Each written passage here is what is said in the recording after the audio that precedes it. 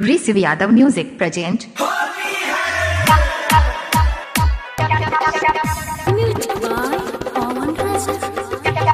राकेश शंकरपुर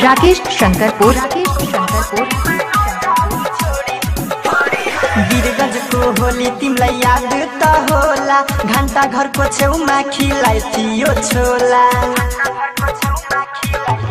हाय हाय वीरगंज को होली तिमलाई याद त होला घंटा घर को छेउमा खिलाई थियो छोला।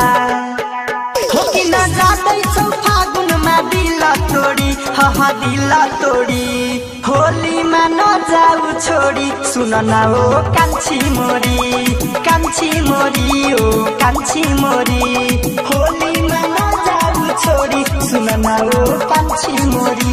राकेश शंकरपुर 98 078 38 504 होली जस्तो ठुलो त्योहार किन भुलाई मेरो यार।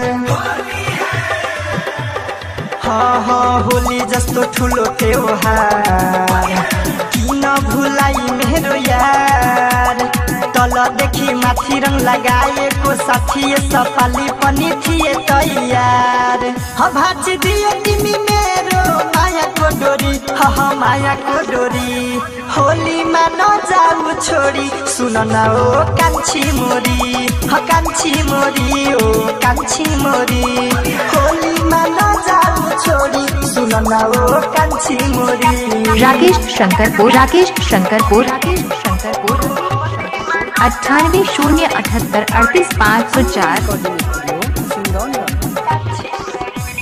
राइटर धीरेन्द्र पवन राजा होली माया आउँदैन माजा।